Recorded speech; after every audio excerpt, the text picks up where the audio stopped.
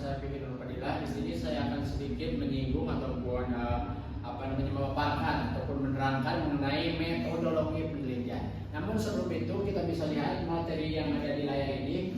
Yang pertama itu definisi metodologi penelitian adalah suatu cara ilmiah untuk memperoleh data dengan tujuan dan kegunaan tertentu. Jadi metodologi penelitian itu adalah salah satu cara untuk memperoleh ataupun mendapatkan data dengan tujuan kegunaan tertentu. Nah, adapun untuk fungsinya, yang pertama ini membimbing peneliti dalam proses penelitian. Jadi, karena ada metodologi penelitian, kita akan terarah, kita akan terbimbing, terstruktur bagaimana caranya kita melaksanakan metodologi penelitian.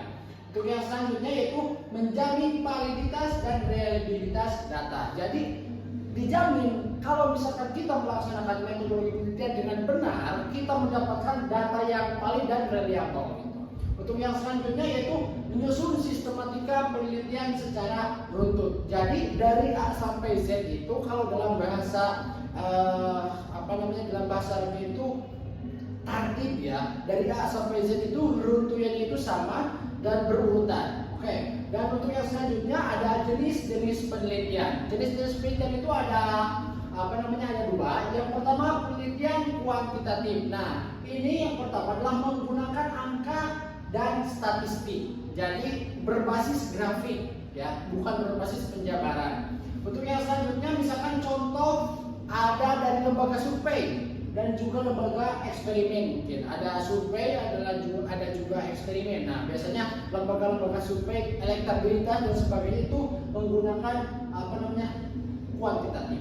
Untuk yang selanjutnya yaitu kualitatif, penelitian kualitatif, yaitu menggali makna, persepsi dan fenomena. Nah, mengapa demikian? Karena ini contohnya itu studi kasus dan juga wawancara. Jadi secara penjabaran kita akan mendapatkan hasil, kita akan mendapatkan apa yang kita teliti, lalu dengan caranya itu studi kasus dan juga wawancara. Oke. Dan selanjutnya ada tahapan penelitian. Tahapan penelitian itu ada 7 di sini ya.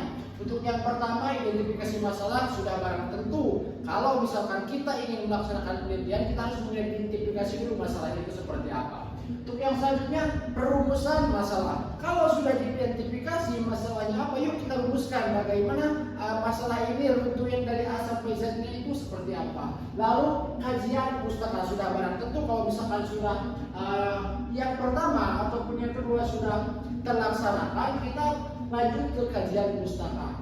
Yang keempat, penentuan metode penelitian. Nah, setelah dikaji permasalahannya seperti apa, kita akan menentukan langkah kita itu mau seperti apa, menggunakan metode penelitian apa yang akan kita gunakan. Untuk yang selanjutnya yaitu pengumpulan data. Sudah barang tentu kita akan menghimpun, kita akan mengumpulkan data apa yang akan kita teliti dan juga apa yang akan kita sebarkan. Untuk yang selanjutnya, ini ada analisis data di nomor 6. Mengapa demikian? Karena data yang sudah kita himpun, data yang sudah kita olah, kita harus analisis nih. Datanya itu berbasis apa? Datanya itu gimana? Apakah ada yang perlu difilterisasi lagi? Apakah perlu untuk diperbaiki lagi ataupun gimana?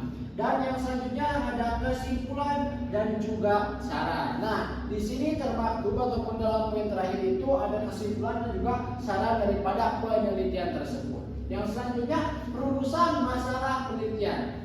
Mengapa demikian? Karena begini, ciri-ciri masalah yang baik itu ada kriterianya. Masalah yang baik itu adalah kriterianya.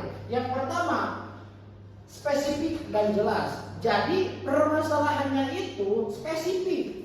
Tidak tidak melebar kemana-mana, tetapi kita harus mencari yang spesifik. Spesifik itu seperti apa? Baru kita ke poin yang selanjutnya yaitu poin jelasnya.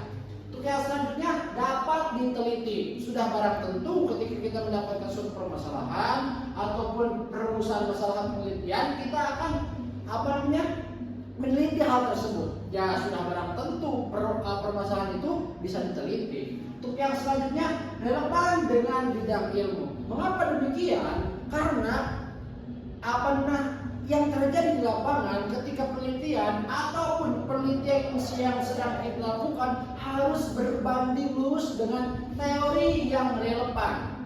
Misalkan, kalau misalkan kita mau mencari bumi itu datar ataupun bumi itu bulat, ya kita harus mencari dulu teori yang relevan itu seperti apa. Nah, bagaimana misalkan pengaruh penggunaan media sosial terhadap motivasi belajar siswa SMA? Ini kan sudah jelas ya, bagaimana pengaruh penggunaan media sosial terhadap motivasi belajar siswa SMA itu. Rumusan masalahnya jelas, poin masalahnya jelas, outputnya sudah jelas. Oke. Dan yang selanjutnya ada kajian pustaka. Nah, ini fungsi kajian pustaka yang pertama, memahami teori dan konsep yang sudah ada. Jadi kalau misalkan kita sudah masuk ke runtuhan kajian pustaka, kita harus memahami teorinya.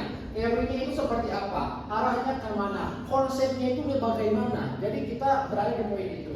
Untuk yang selanjutnya, menghindari duplikasi penelitian. Karena kalau misalkan kita sudah research, ya barang tentu secara penelitian kita harus tahu dan juga kita harus paham apakah penelitian yang sedang kita lakukan sudah dilakukan oleh orang lain atau belum.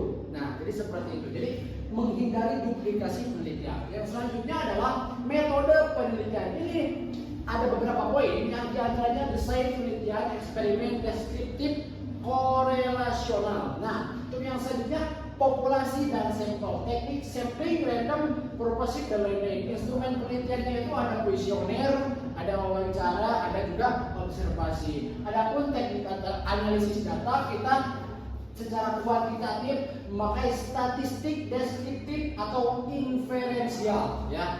Tetapi kalau untuk kualitatif itu memakai reduksi dan juga kategorisasi data. Oke. Selanjutnya kita akan berbicara mengenai teknik pengumpulan data. Nah, kalau misalkan tadi kita akan wawancara kepada seseorang ataupun kita akan meneliti suatu permasalahan, tentu teknik pengumpulan data ini harus ada. Yang diantaranya yaitu ada observasi, ada wawancara, ada kuesioner, dan juga dokumentasi, ya. Oke, untuk observasi sudah barang tentu kita bergerak ke lapangan, sudah barang tentu kita akan meneliti masalah di mana objek permasalahan tersebut ada. Wawancara, ya, kita mewawancari siapa saja yang akan menjadi target kita untuk diwawancara untuk memberikan data yang valid kepada kita. Tentu kuesioner ini pasti ada pertanyaan-pertanyaan ataupun ada permasalahan-permasalahan yang harus dijawab oleh yang diwawancarai. Untuk yang selanjutnya ada dokumentasi. Pasti kita harus berbasis dengan data digital, ya. Dalam tanda kutip, data digital itu berupa dokumentasi. Dokumentasi bisa berita acara, bisa berupa foto dan sebagainya. Oke. Untuk yang selanjutnya adalah validitas dan reliabilitas. Nah, validitas itu adalah ketepatan alat ukur. Jadi paling enggak alat ukurnya itu metodenya itu menggunakan alat ukur yang seperti apa. Jadi validitas itu adalah ketepatan alat ukur. Yang selanjutnya reliabilitas adalah konsistensi hasil pengukuran. Karena mau tidak mau ketika validitasnya itu sudah bagus tetapi tidak konsisten akan hasil pengukuran, itu tentunya bukan data yang valid dan juga bukan bisa dijadikan alat untuk mendapatkan hasil penelitian yang baik. Oke, yang selanjutnya etika penelitian. Sudah barang tentu ketika kita meneliti sesuatu harus ada etika yang harus kita jaga. Di antaranya menjaga kerahasiaan pada responden. Kalau misalkan tidak mau dibocorkan ataupun tidak mau diumbar ke publik ataupun kita minta izin dulu terlebih dahulu kepada mereka. Yang selanjutnya menghindari plagiarisme, ya, duplikasi ataupun plagiarisme. Untuk yang selanjutnya transparansi dalam pelaporan hasil. Nah, ini harus transparan, ya, bagaimana caranya kita meneliti dengan baik, kita menggunakan metode apa, kita menggunakan instrumen A, B, C, dan D, itu harus ada transparansi. Baik, untuk yang selanjutnya yaitu berada di poin kesimpulan. Jadi metodologi penelitian adalah fondasi penting dalam riset ilmiah. Mengapa demikian? Kalau misalkan fondasinya itu tidak bagus, ya tentu ke atasnya juga akan rubuh gitu. Ke atasnya juga tidak akan baik. Nah, barang tentu kemudian ada yang menentukan keberhasilan dan kualitas hasil penelitian. Ini sangat bergantung ini. Menentukan keberhasilan dan kualitas hasil penelitian yang sangat luar biasa. Untuk yang selanjutnya yaitu harus dirancang dengan sistematis dan objektif ya. Jadi kita itu merancangnya harus secara sistematis dan juga objektif. Tidak bisa kita menyimpulkan suatu hasil kalau misalkan tidak dirancang dengan sistematis dan juga objektif. Oke. Mungkin sekian saja dari saya. Mohon maaf bila banyak kekurangan. Wallahul taufiq ila aqwamit thoriq. Wassalamualaikum warahmatullahi wabarakatuh.